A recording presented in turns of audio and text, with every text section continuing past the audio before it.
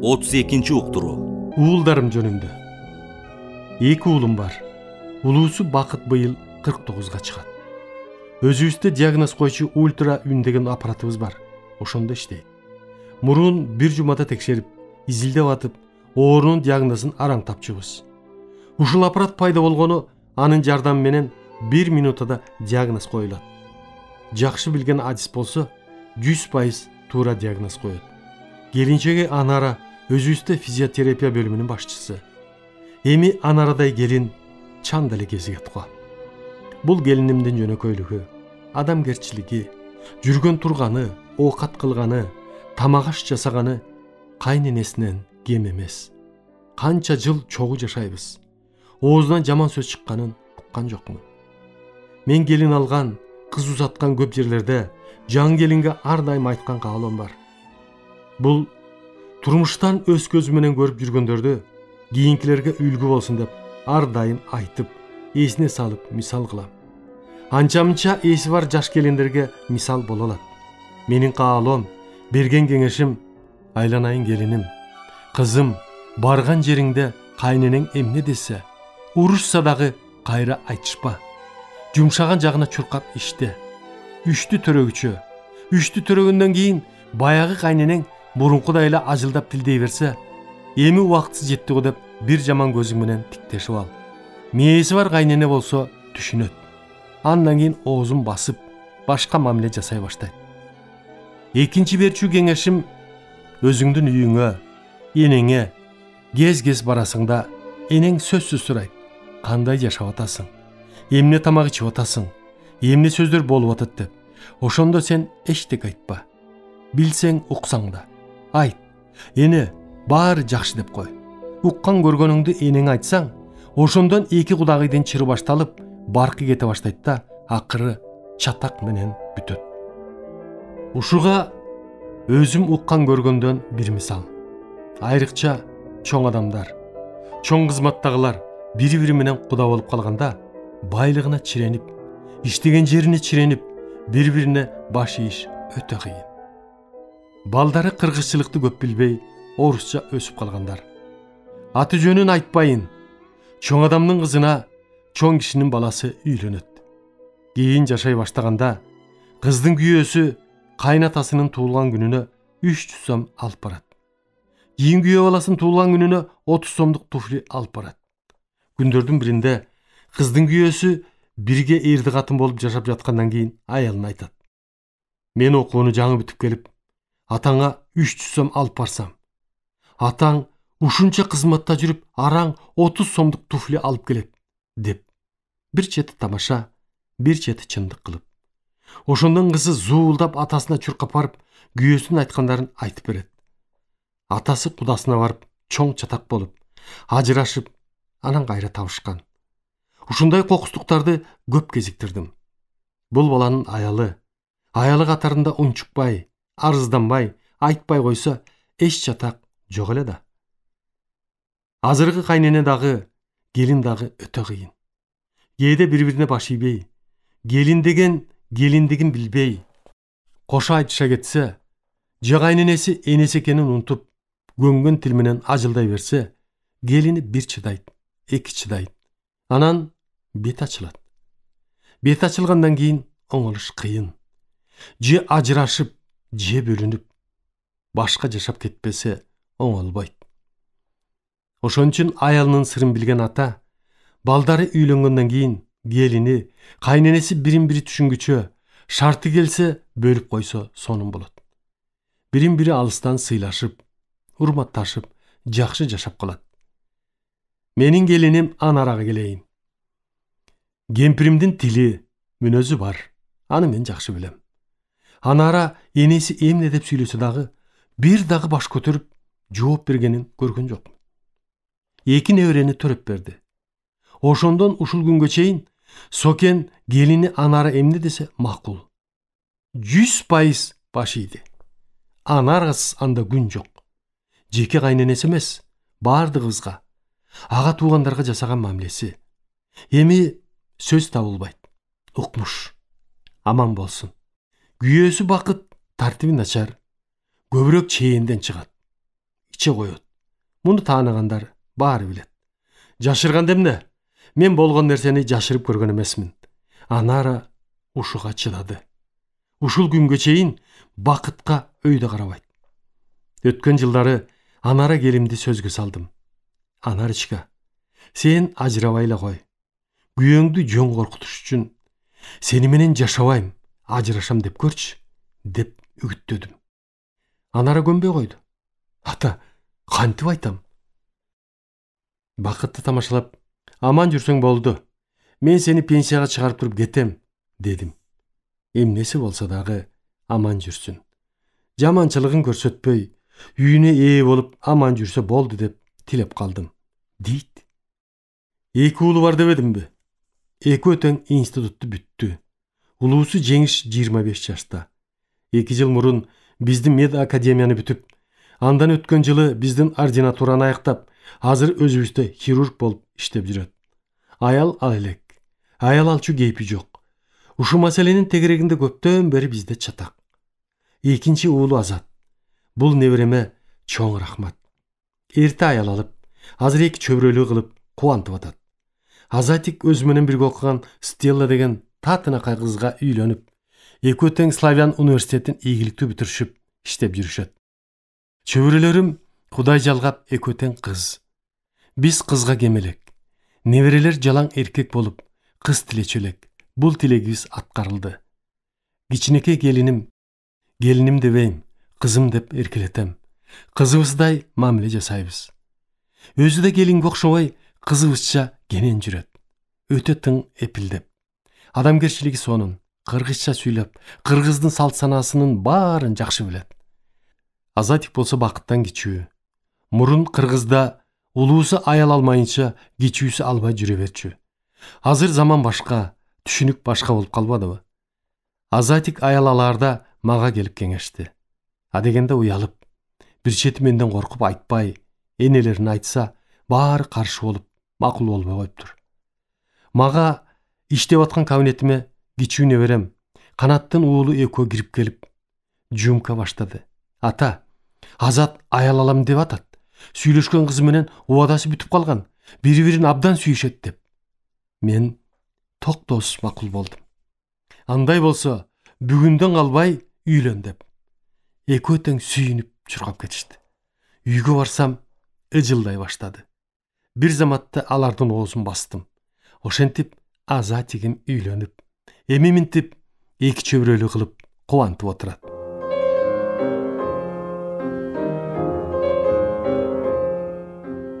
Экинчи уулум Канат. Канат азыр 42 жашка карады. Уулум жөнүндө өзгөчө оюм бар. Бул уулум менин кубанычым, сыймыгым, жолдошум, кеңешчим. Себеби төрөлгөнү ушул күнгө чейин эң тартиптүү. Эч кимден акыл эс сурабайт. Менимче, мен өзгөчө тарбия дегенди деле берген жокмун. Мен өзүм ушул күнгө чейин тарбия дегенди түшүнбөйм. Ар жагында, баланын негизинде, өзүндө эчтеке жок болсо, канчалык тарбиялаба, канчалык курсагын тойгузуп, кийбегенди кийгизип, камап алып, же башка шарттарды түзүп багасыңбы? Башкача сабак, акыл үйрөтөсүңбү? Баары бир мындай баладан эчтеке чыкпайт. Андайларды күнүгө жүздөгөн балдардан көрүп жүрөбүз. Эч кимге жашыруун эмес. Атактуу, эл журтка эмгеги сиңген, эл сыйлаган, урматтаган ата-энелерди көрүп атпайбызбы? Баласы туулгандан жер бастырбай, курсагын 1 мүнөт ачырбай, багып чоңойтуп, аягында эн атасын жер каратып, башын көтөртпөй, иштен жеген курттай жеп жүргөнү. Эн атасы арыздана албайт. Канчалык жинди болсо дагы намыстанып, сыздап жүрө берет. Мен ушул жагдайда да бала үйлөнүп атканда ар дайым айткан бир каалоом бар. Ал балага: айланайын балам, окутуп чокутуп, эч нерседен коркулбай, институтту бүткөзүп, эми аял алып берип отурам. Ушул күнгө чейин менин мойнума минип келдиң. Эми аялыңды учкаштырып мингизе бер. Мен батышынча мингизип көтөрө берейин. Суранаарым кыйшаңдабай түз отуруп берсең. Жок, болбой эле кыйшаңдап кетип калат. мындайдын бетін аргылсын, жөн эле эскертип атам деп тамашага айлантып кетем. Чындыгында ушундайларды ар бирибиз көрүп, угуп жүрбөйбүзбү? Эми канат игим жөнүндө. Биздин институтту артыкчылык диплом менен бүттү. Кээ бир көрө албас адамдар ойлойт, атасынын жардамы менен деп. Кудай алдында канат институтту бүткөнчө бир да кафедрага басып барган жокмун. Өзү дагы бул жерден кыйналып атам деген жок. Бир жолу барганым 5-чи курсту бүтүрүп атканда. Бүт экзаменден баасы 5 экен. Жалгыз физикадан 4 экен. Ошондо физика кафедрасына барганым рас. Мен айттым: "Мунун бааларынын көркүн бузуп аткан сенин физикаң экен" десем, кафедра башчысы "Агай, түшүндүм" деп туруп, кайра экзамен алып, эң жакшы деп баа коюп берген. Институтту бүтөйүн деп атканда 19 жашында үйлөнүп, абдан чоң кубантты. Мен башынан эле кыз болобу, эркек болобу ар дайым үгүттөп, эрте үйлөнтүүгө аракет жасоочу элем. Баласы Жумагул атасынан 19 жаш эле кичүү. Институтту бүткөндөн кийин өзүбүздүн клиникалык ординатураны, аспирантураны ийгиликтүү бүткөзүп, убагында кечикпей илимдин кандидаты болду. Хирургдук кесиби дагы чогуу ийгиликтүү жүрө баштады. Андан кийин узартпай докторлук диссертациясына даярданып, аны дагы ийгиликтүү коргоп алды. Андан кийин өзүбүзгө улуттук хирургия борборуна башкы врач болуп дайындалды. Бул милдетин ушул күнгө чейин ийгиликтүү аткарып келатат. Мен окуп жүргөндө көп байкачу эмес элем. Ошондо эле бул Айтматов Илгиздин баласы Семетей экөө тең туш, бир короодо жашоочу элек. Экөө Новосибирскиге барып, ошол жактан самын, сигарет, башка оюнчуктарды бир машинага басып алып келишиптир. Менден коркуп айтпайт, көрсөтпөйт. Айтматов үйүнө түшүрүп, кийин билип калып барсам, үй толтура, ошолорду сатып, ошол бизнеске көнүп, үйрөнүп кетип, ушул күнгө чейин азыр бензоколонкасы бар. Казак коммерциялык банкынын директору. Канатигим аман болсун. Башы иштеген бала. Күн-түн тынымсыз, чарчабай иштейт. Азыр жумушсуз жүргөн бейбечара туугандардын баарын Канат багат. Жумкадан кийин дагы энеси экөөбүздү кубантып бир кыздуу болгон. Сенемка 4 жашка чыкты. Уулу бар. Жарым жашка чыгып жер катып атат.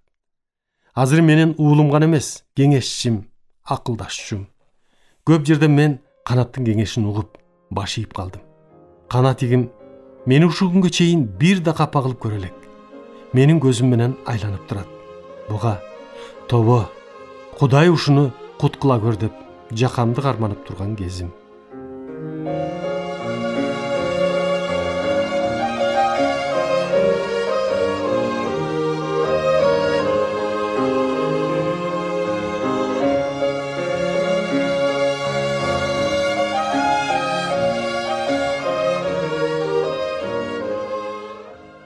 Неберем Жумагул Канаттын уулу 22-ге чыгат. Институтту бүттү, келинчек алды. Кудай жалгап чөбүрөлүү кылды. Азыр 2 жашка чыгып калды. Ушул чөбүрөм жыргатат, кобурап сүйлөп ата деп калды. Сасыдан десем, тез эле шымын чечип даяр бола калат. Жумка иштеп жүрөт. Бул неберем өтө адамгерчиликтүү. Тааныбаган кишини 5 мүнөт сүйлөшсө, өзүнө көңүлүн буруп алат. Өтө элпек, жароокер. Ушулардын эрмеги менен айтпадымбы жогоруда? Көп чарчабай, көңүлүм ачылып, кубанып жүрдүм деп. Жумканын келинчеги ушунчалык жөнөкөй, жароокер, кыргыздын салтын ушунчалык жакшы билет. Муну деле келинибиз дебей, кызыбыздай көрөбүз. Өзү дагы бою кичине, арык, мен ар дайым тамашалап, менин энеме окшоссуң, дей.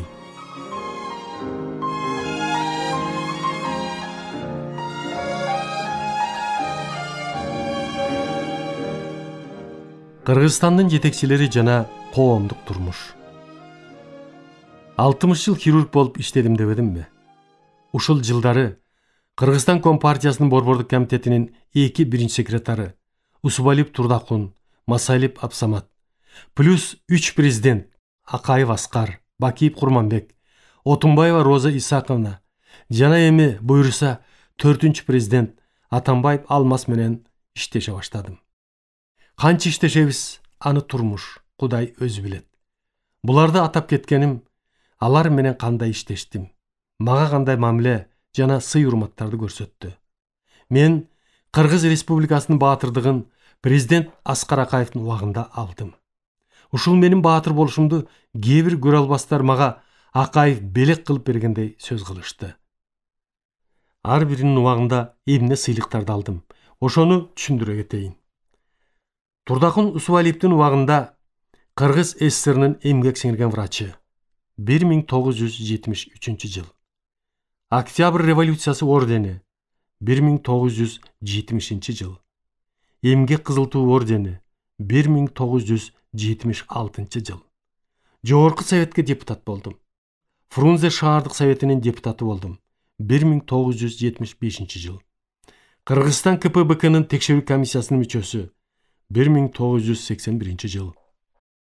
Кыргызстан Компартиясынын 17-съездинин делегаты.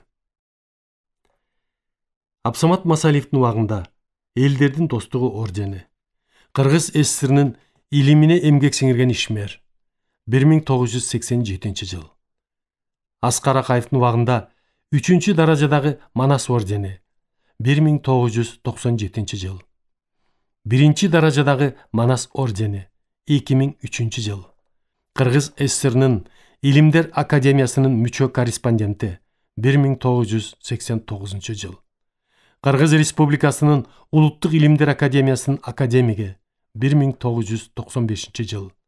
Кыргыз Республикасынын 1993 жылы Илим жана техника тармагындагы мамлекеттик сыйлыгы. 1998 жыл. Эл аралык руханият сыйлыгы. 2002 жыл. Жогорку кеңешке 2 жолку депутат. Кыргыз Республикасынын баатыры. 2004 жыл. Курманбек Бакиевдин убагында жогорку кеңешке депутат болуп турганда, Курманбек экөөбүз бир катарда 5 жыл чогуу отурдук. Мамилебиз жакшы эле. Мени ар дайым Мамбет аба деп жакшы мамиле жасоочу. Мен да аны Курмаке деп. Анан президент болгону 80 жашка чыгып калганда, ошонун алдына кирип, ал жайымды айтып коеюн деп кабыл алуусуна сурандым. Кабыл албады. Андан кийин эмне болду? Мени түзүк көрчү эле деп жүрүп, мамлекеттик катчы Мадумаровго, Нурулуу Досболго бир нече жолу киришке сурандым. Алар да кабыл алышкан жок. Бизге улуттук хирургия борборуна 2 жолу келем деп келген жок. 80 жашка чыкканда коллектив, академиктер, медакадемия, саламаттык сактоо министрлиги суранышты. Ушул улуттук хирургия борборун менин атыма коюп берүү жөнүндө жооп берген жок. Курманбек менен мурунтан сен мен деп көрүшкөн эмесмин. Менин жаман оюм, мени Акаевдин жакын кишиси, баатырлыкты берген деп күнөөлөдүбү? Акаев мага баатырлыкты белек кылып берген эмес. Өз эмгегимди баалап берген. Акаев мени жалгыз эмес, иштеген, элге эмгеги сиңген, эл тааныган адамдарды баарын сыйлачу. Курманбек кичине адамгерчилиги болсо, ушуну эске алыш керек эле. Адамгерчилиги жоктугу президент болуп иштеп турган аралыгында билинди го. Болбосо, Акаев буга эмне деген жакшылыктарды жасады? Кызматтан кызматка жогорулатып, көтөргөндөн башка жамандык кылган эмес. Ошол бойдон Бакиевден түңүлүп 5 жылдын ичинде бир да кезиккен жокмун. 3-чү президент Роза Отунбаева менен кез-кез жыйындарда кезигип жүрдүм. Розаны мен кыз чагынан ушул күнгө чейин баскан турганын, иштеген иштерин толук болбосо да билем. Өтө урматтаган адамымдын бири эле. Эми айтсам болот. Көп жыл мурун атасы Исак тирүүсүндө жогорку соттун мүчөсү эле. Ошондо ушулардын чоң атасынбы, же чоң энеси бекен, эсимде жок. Мен операция жасап айыгып кеткен. Исакем үйүнө чакырып, рахмат айтып коноктогон. Ошондо Роза институтта окуп жүргөн убагы болсо керек. Ушундай татынакай, сүйлөгөнү такылдап укмуш. Ошондо чет тилди билгендей көрүндү эле. Көрүп байкап отуруп өтө жакты. Эшикке чыгып кеткенде атасына: "Исаке, ушул кызың аман болсо бир бале болот", дедим. Исакем: "Маке, айтканың келсин", деди эле. Муну эч качан айткан эмесмин. Исакем тирүү болгондо айтат элем. Болуп турганда, кийин айтсам, дагы Мамакеев көрөгөчтүк кылып, Дагы көзү менен сынап көрөгөч болуп кетти деп, кээ бирөө президентти жылмооступ айтты деп да жазышат беле. Мен үчүн, жеке мен үчүн эле эмес, жалпы эле элдин өкүнүчү узак убакыт президент болбой калганы. Себеби 1,5 жыл иштеген убагында өзүн элге укмуштуудай жакшы жактарынан көрсөтүп койду. Роза, аман болсоң, дагы эле кыргыз элине чоң жардам пайдаң тиерине ишенем.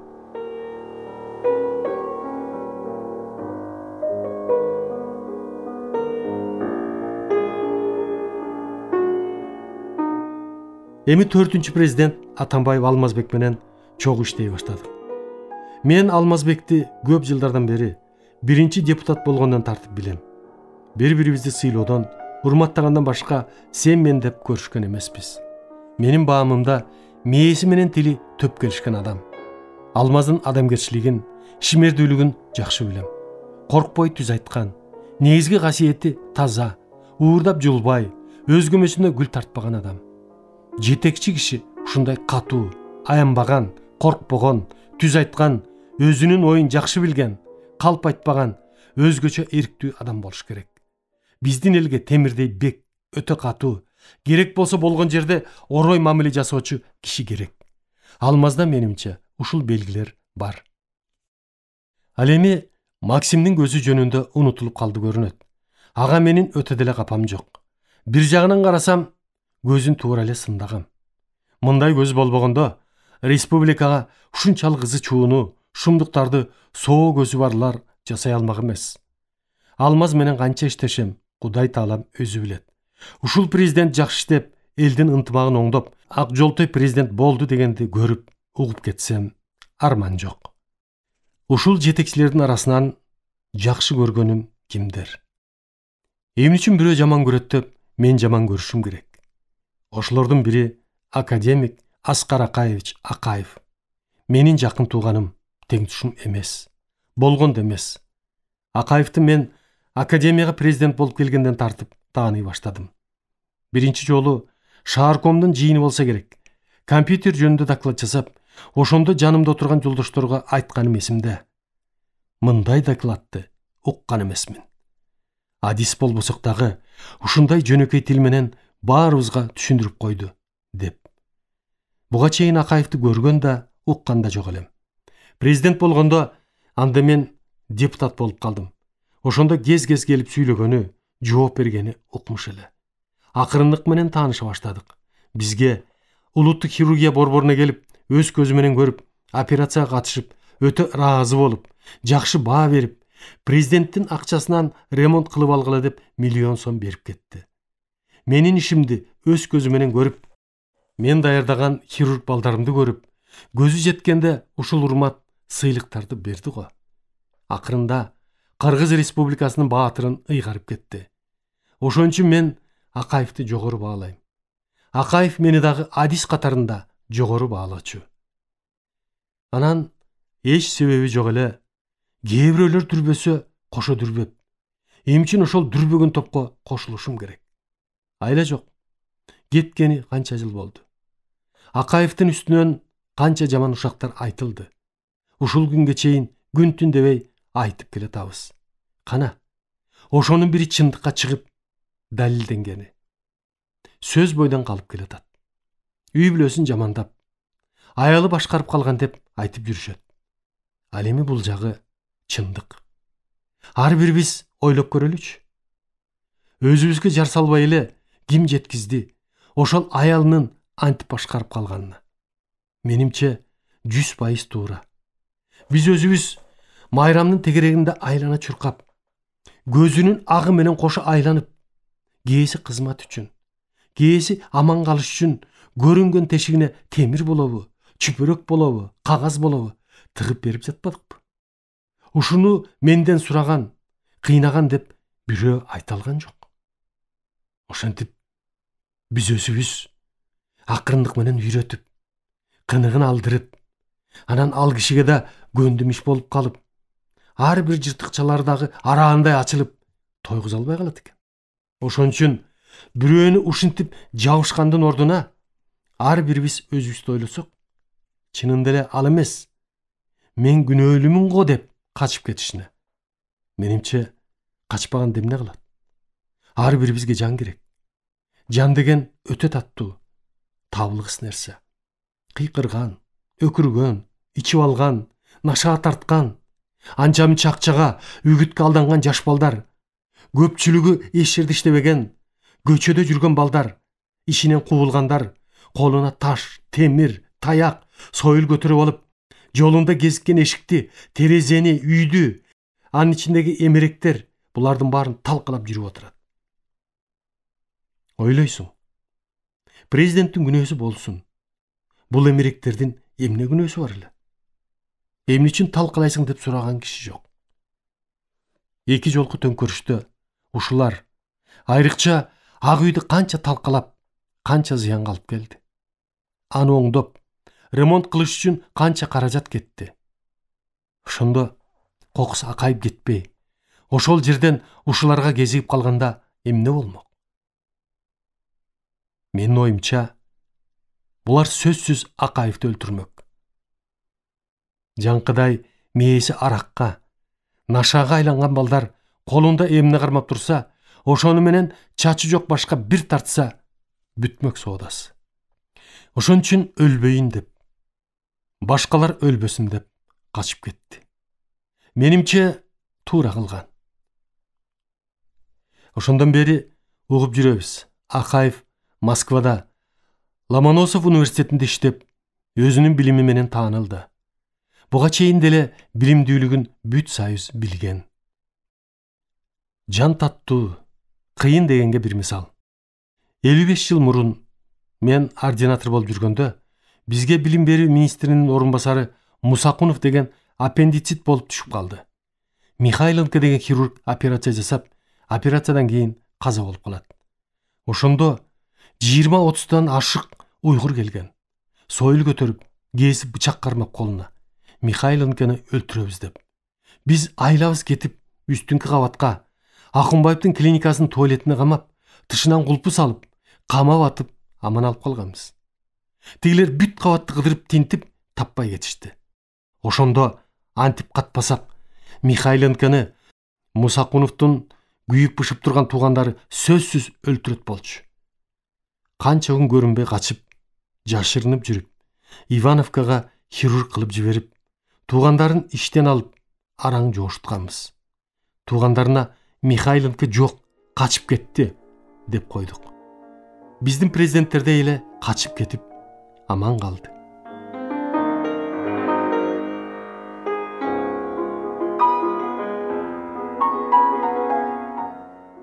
Урматтуу радио угуучулар, сиздер адабияттуу уктуруубуздан Кыргыз Республикасынын баатыры, академик Мамбет Мамакеевдин «Мезгил жана инсан» аттуу автобиографиялык чыгармасын Кыргыз Республикасынын эмгек сиңирген артисти Эгемберди Бекболиевдин көркөм окуусунда уктуңуздар. Көркөмдөп музыкалаштырган Жыргал Аманова.